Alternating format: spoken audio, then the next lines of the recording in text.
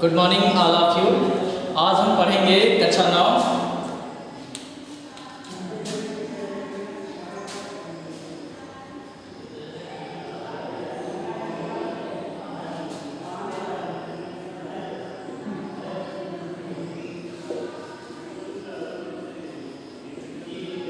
विषय विज्ञान, पाठ 1, हमारे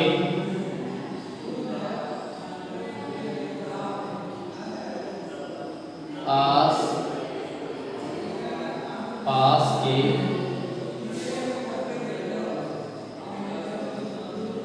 पदार्थ। प्रीवियस वीडियो में हमने पढ़ा था कि कणों के गुणधर्म। पहले हमने पढ़ा था पदार्थ क्या है, इसकी पूरी डिफिनेशन परिभाषा पढ़ा था, और दूसरी डिफिनेशन हमने पढ़ा था कणों के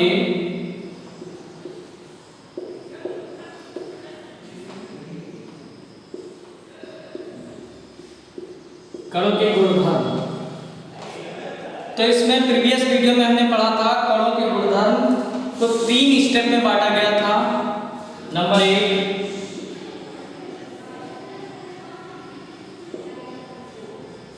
पदार्थ के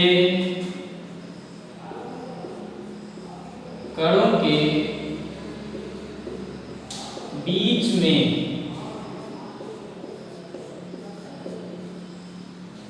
पदार्थ के कणों के बीच में रिक्त स्थान पाया जाता है।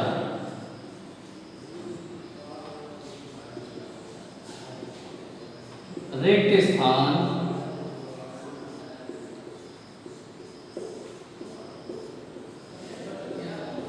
पाया जाता है। पहला पॉइंट हो गया। दूसरा पॉइंट हमने पढ़ा था कि पदार्थ के कण जो होते हैं वो निरंतर गतिशील होते हैं। दूसरा पॉइंट हम देखेंगे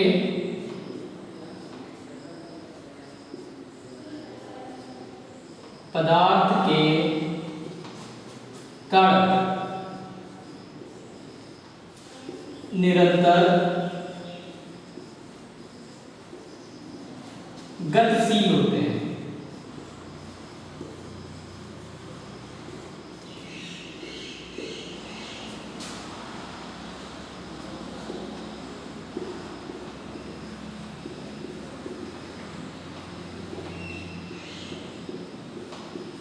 दूसरा पॉइंट है पदार्थ के कण निरंतर गतिशील होते हैं। अब तीसरा पॉइंट हम देखेंगे कि पदार्थ के कणों के बीच आकर्षण बल होता है। पदार्थ के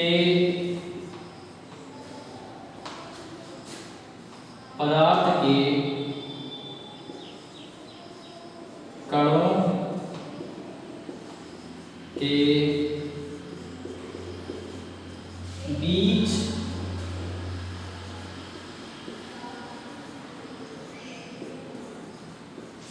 आकर्षण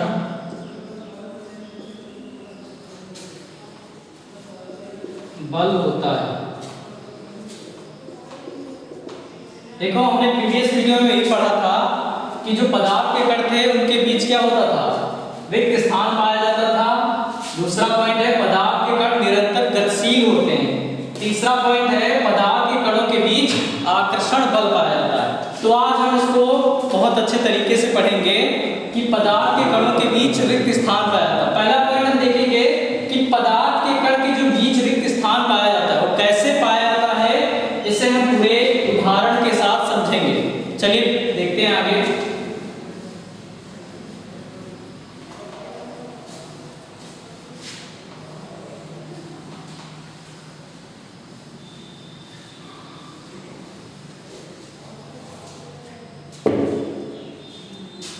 पहला है पॉइंट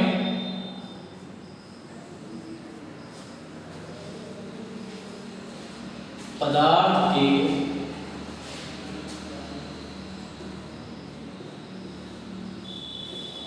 कणों के बीच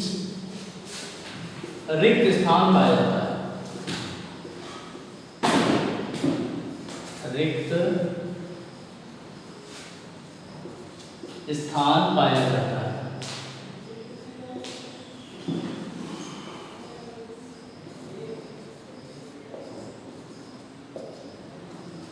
अब आप समझ गए होंगे कि इसमें रिक्त स्थान लिखा है। रिक्त स्थान का मतलब है खाली जगह, है ना। तो आज हम ये देखेंगे कोई भी पदार्थ, जैसे प्रीवियस वीडियो में हमने पढ़ा था पदार्थ क्या है, तो आपको समझ में आ गया पदार्थ की यहाँ पर किसकी बात की गई है, जिसका जो स्थान घेरता हो और जिसका द्रव्यमान हो, तो उसे हम क्या कहेंगे, उसे हम पदार्थ कहेंगे। तो पदार्थ के कणों के बीच खाली जगह में या रिक्त स्थान पाया जाता है ना। तो आप देखेंगे कि इसमें खाली जगह कैसे पाया जाता है। इसको जानने के लिए सबसे पहले उदाहरण हम देखेंगे।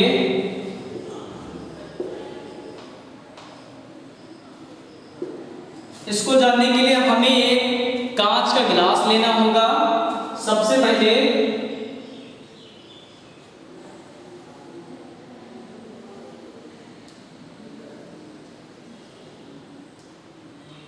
एक कांच का गिलास लेना होगा। इस कांच के गिलास में हमें पानी लेना होगा। हम यहां तक पानी क्या कर लेते हैं, पानी को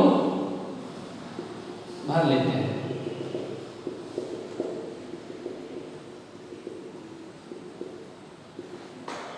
अब इस कांच के गिलास में जो पानी का स्तर है या पानी का जो स्थान है, इसे हम मार्क कर लेंगे।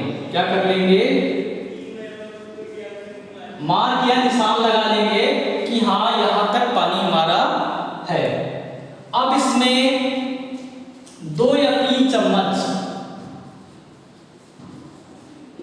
2 या 3 चम्मच चीनी या नमक, 2-3 चम्मच चीनी या नमक के इसमें मिला देंगे। इसमें हमने चीनी या नमक को मिला दिया। अब हम देखेंगे कि कुछ समय पश्चात पूरी तरह से चीनी या नमक घुल जाती है। उसके बाद हम ये निरीक्षण करेंगे कि जहां हमने मार्क किया था, क्या उस मार्क से ऊपर पानी का स्तर बढ़ा है या नहीं। तो हम देखेंगे जो पानी का स्तर होगा या पानी जहां तक हमने मार्क किया है वहां वहीं तक पानी रहेगा, इसके ऊपर से नहीं बढ़ेगा। हम जानते हैं कि कोई भी चीज अगर पानी में डाल दी जाए तो पानी का स्तर बढ़ जाता है, लेकिन चीनी या नमक या कोई विलेय पदार्थ पानी में मिला देने पर पानी का स्तर नहीं बढ़ता है। क्यों? क्योंकि पदार्थों के बीच क्या पाया जाता है, रिक्त स्थान पाया जाता है। इसीलिए जो इनके अणु होते हैं, जो गिलास में कण होते हैं, वो क्या करते हैं, इनके बीच जो रिक्त स्थान होता है उसी का स्थान चीनी या नमक ग्रहण कर लेते हैं। तो हमें समझ में आ गया कि पदार्थ के कण के बीच रिक्त स्थान पाया जाता है। अब इसमें देखेंगे कि कण के बीच जो रिक्त स्थान है वो पदार्थों में कैसे पाए जाते हैं।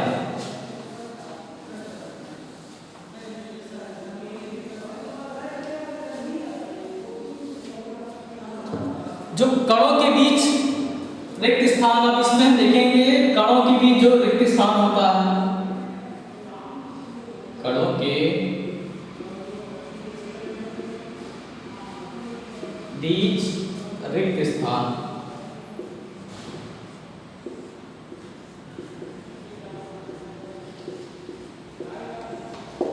जो पदार्थ के कण हैं उनके बीच रिक्त स्थान, तो हम देखेंगे पहले ठोस में। तो ठोस में जो रिक्त स्थान होता है सबसे कम पाया जाता है। तो यहां पर पहला देखेंगे सबसे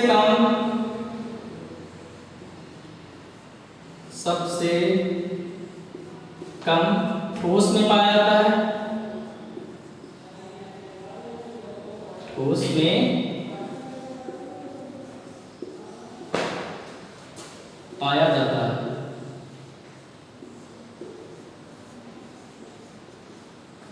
जो रिक्त स्थान होगा ठोसों में सबसे कम पाया जाएगा। दूसरा पॉइंट देखेंगे, अब ध्रुव की बात ले लें तो ठोस से अधिक पाया जाता है, ठोस से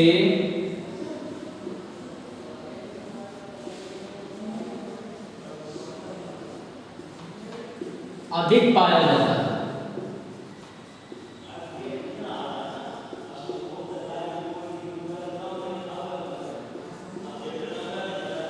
अब देखें जो ठोस में है वो रिक्त स्थान सबसे कम पाया जाता है, लेकिन जो द्रव में, ठोस से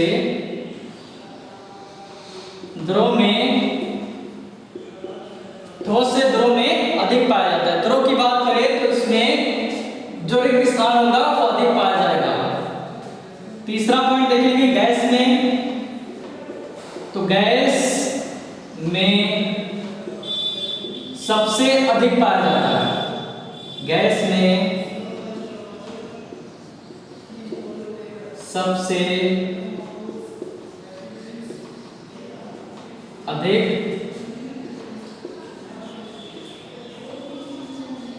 पाया जाता है। तो गैस में सबसे अधिक पाया जाता है, यानी गैसों में जो कणों के बीच रिक्त स्थान है वो सबसे अधिक पाया जाता है। तो आपको समझ में आ गया कि जो पहला पॉइंट है पदार्थ के कणों के बीच रिक्त स्थान पाया जाता है। तो कणों के बीच रिक्त स्थान आप देखेंगे सबसे कम ठोस में पाया जाता है, ठोस से अधिक द्रव में पाया जाता है, ठोस से अधिक द्रव में पाया जाता है। और तीसरा पॉइंट है गैस में सबसे अधिक पाया जाता है। तो आपको समझ में आ गया रिक्त स्थान कौन से पदार्थ में सबसे कम या सबसे ज्यादा पाया जाता है। अगला पॉइंट देखेंगे सेकंड वाला, पदार्थ के कण निरंतर गतिशील होते हैं, है ना। सेकंड देखें, सेकंड पॉइंट,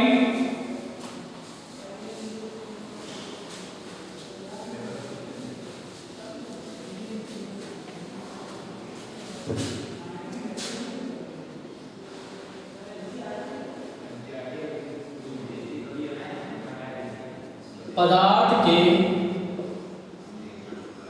कण निरंतर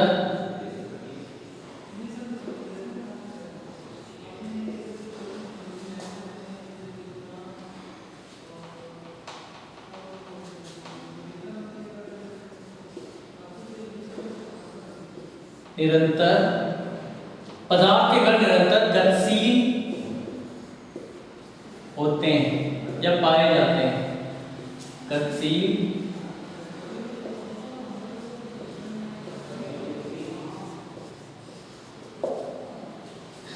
अब जो पदार्थ के कण, दूसरा पॉइंट है पदार्थ के कण निरंतर गतिशील होते हैं।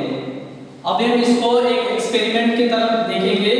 उदाहरण के तौर पे सबसे पहले जान लेंगे कि जो पदार्थ के कण हैं वो निरंतर गतिशील होते हैं तो कैसे होते हैं। देखो पदार्थ के कण, यहां पे हम देखेंगे पदार्थ के कण गतिज, पदार्थ के कण में गतिज ऊर्जा पाई जाती है, गतिज ऊर्जा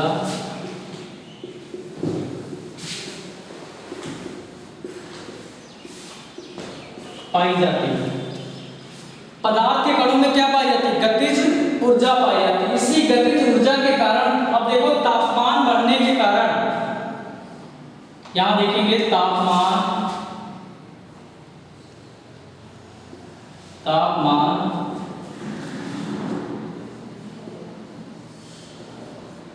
बढ़ने के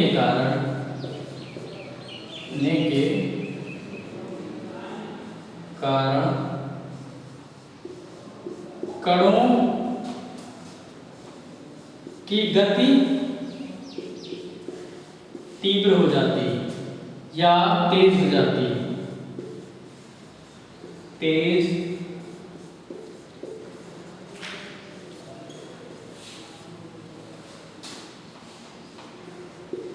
तेज हो जाती है। देखो इसमें लिखा है पदार्थ के कण में गतिज ऊर्जा पाई जाती है और तापमान बढ़ने के कारण कणों की गति तेज हो जाती है। अब इसे एक प्रयोग के द्वारा हम समझेंगे। सबसे पहले एक कांच का गिलास ले लेंगे, उसमें एक ड्रॉपर की सहायता से एक गिलास ले लेते हैं हम, और इसमें हम पानी ले लेते हैं और इसे एक शांत स्थान पे रख देते हैं और एक ड्रॉपर की सहायता से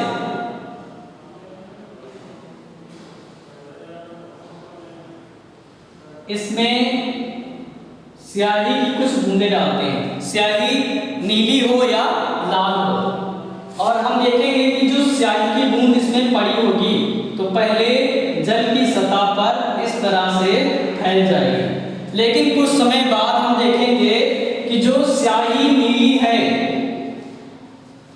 या कोई भी रंग की हो, नीली, लाल, किसी भी रंग की, तो धीरे धीरे से पानी में घुलना प्रारंभ हो जाती है और हम कुछ समय पश्चात देखेंगे कि जो स्याही है पूरी तरह से पदार्थ के कणों में विलय हो चुकी है। तो इससे हमें ये पता चलता है कि पदार्थ के कण निरंतर गतिशील होते हैं। तो आपको समझ में आ गया कि पदार्थ के कण निरंतर गति करते रहते हैं। अगला पॉइंट तीसरा है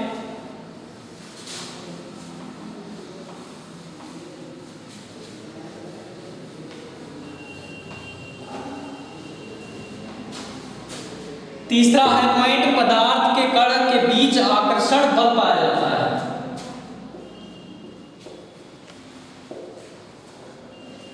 पदार्थ के कणों के बीच आकर्षण बल पाया जाता है।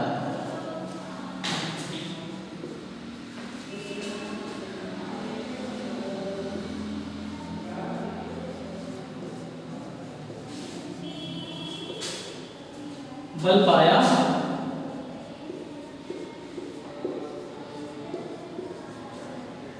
जो पदार्थ के कण हैं इनके बीच आकर्षण बल पाया जाता है। तो सबसे पहले हम देखेंगे, इसको समझने के लिए हमें एक नल के पास जाना होगा।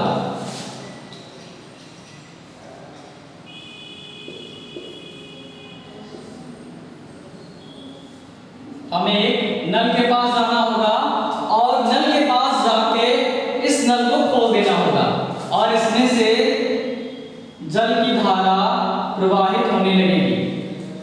और हम देखते हैं कि जो जल की धारा है वो क्या होती है, एक लय में गिरती है।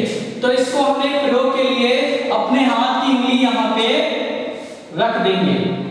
हम देखेंगे पानी की जो धारा है वो दो दिशाओं में कट जाती है या दो दिशाओं में बहने लगती है, लेकिन कुछ नीचे देखने पर पानी की धारा जो है वो पुनः आपस में मिलकर बहने लगती है। तो हम कह सकते हैं कि पानी की जो विपरीत धारा थी वो पुनः संयोजित होकर एक धारा में बहने लगी। तो इससे सिद्ध होता है कि जो पदार्थ है इनके बीच क्या होता है, आकर्षण बल पाया जाता है। तो इसमें देखो, अब हम इसमें पढ़ेंगे कणों के बीच आकर्षण बल कौन कौन से होते हैं, है ना। तो कणों के बीच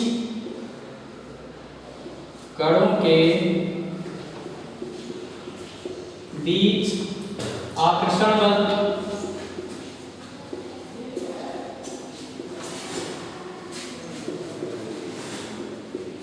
तो इसमें देखेंगे पहला पॉइंट है ठोसों में अधिक पाया जाता है। जो ठोस पदार्थ होते हैं तो ठोस में अधिक पाया जाता है।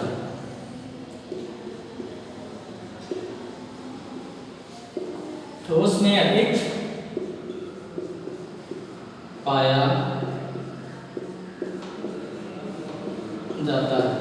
जो ठोस पदार्थ हैं इनमें आकर्षण बल अधिक पाया जाएगा। दूसरे में देखेंगे द्रव में मध्यम पाया जाता है। मध्यम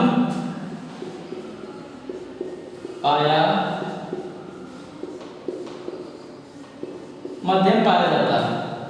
जो द्रव पदार्थ है इनमें क्या होता है, ना ज्यादा होता है ना कम होता है। अब तीसरा पॉइंट हम देखेंगे,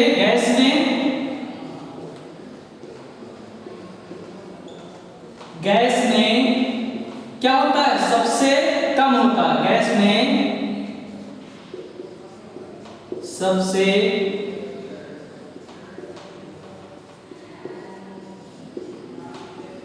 कम होता है।